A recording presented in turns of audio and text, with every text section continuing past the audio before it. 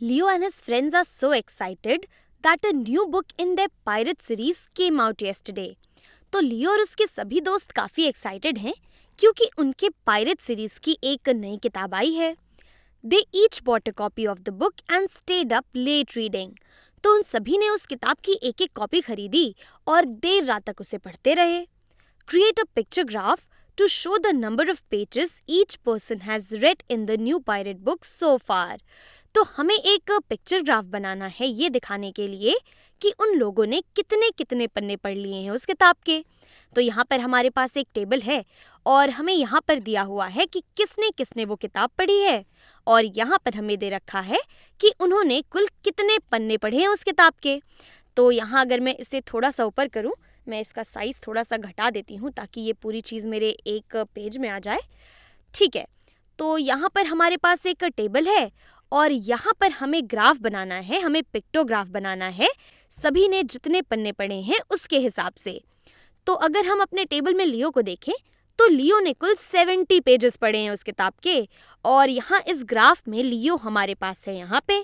तो अगर मैं लियो के ऊपर यहाँ एक क्लिक करती हूँ तो ऐसी एक किताब बन जाती है और हमें यहाँ पे दे रखा है कि ऐसी एक किताब का मतलब है कि 10 पन्ने पढ़े जा चुके हैं, 10 पेजेस रेड.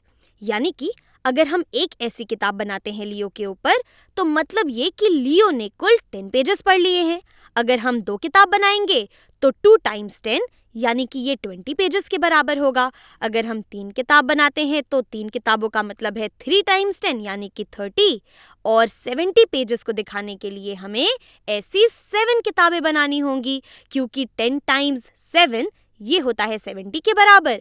तो अगर मैं यहाँ पर 7 किताबें बना दूँ, ये हो गई 5, 6, 7. तो ऐसी 7 किताबों का मतलब है कि लियो ने कुल 70 पेजेस पढ़ लिए हैं. इसी तरीके से ओगेची की बात की जाए तो ओगेची ने कुल 80 पेजेस पढ़े हैं. 80 पेजेस का मतलब हुआ कि हमें ओगेची के नाम के ऊपर कुल 8 ऐसी बुक्स बनानी होंगी क्योंकि 8 टाइम्स ऐसे 10 पेजेस ये 80 पेजेस के बराबर होते हैं. तो यहाँ पर हम 8 बुक्स बना देंगे, 3, 4, 5, 6, 7, 8.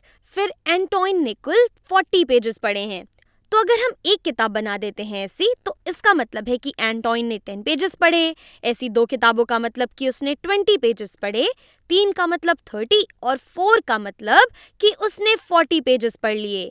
फिर बूडी ने कुल 70 पेजेस पढ़े हैं यानी कि बूडी ने लियो जितने ही पन्ने पढ़े हैं और जितनी किताबें हमने लियो के ऊपर बनाई हैं उतनी ही हमें बूडी के ऊपर भी बनानी चाहिए क्योंकि इन्होंने बराबर किताबें पढ़ी हैं.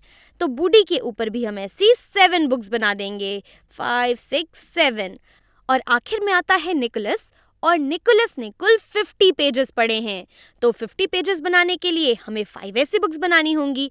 ये हो गए 10 पेजेस, 20 पेजेस, 30 पेजेस, 40 और 50 पेजेस. तो ये हमारा पिक्टोग्राफ हो गया जो कि हमें बताता है कि हर एक आदमी ने, हर एक पर्सन ने कुल कितने नंबर ऑफ पेजेस पढ़े हैं, जहाँ पे ऐसी एक बुक का मतलब है कि 10 पेज पढ़े जा चुके हैं. चलिए इसे चेक करते हैं, ये सही है और अगला सवाल करते हैं.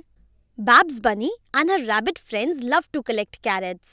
तो Babs Bunny और उसके खरगोश दोस्तों को गाजर इकट्ठी करना बहुत पसंद है. They created a chart and a picture graph to show how many carrots each of them collected this week. तो उन्होंने एक पिक्चर ग्राफ और एक चार्ट बनाया है ये दिखाने के लिए कि उन्होंने इस हफ्ते कितनी गाजरें इकट्ठा करी हैं. हमें पता क्या लगाना है, चलिए देख लेते हैं. इसे थोड़ा सा छोटा कर लेती हूँ मैं. हमें पता लगाना है on the picture graph each image equals to how many carrots. तो इस पिक्चर ग्राफ में जो हमारे इमेजेस हैं कैरेट्स के, यहाँ पर एक इमेज कितने असली कैरेट्स के बराबर है, हमें इस बात का पता लगाना है. तो अगर हम इस टेबल में देखें तो यहाँ पर दे रखा है कि फ्लॉप्सी रैबिट ने कुल 18 कैरेट्स इकट्ठा करी हैं और इस 18 कैरेट्स को दिखाने के लिए इस पिक्टोग्राफ में हमने फ्लॉप्सी के नाम के ऊपर कुल 1, 2, 3 इमेजेस का इस्तेमाल करा है.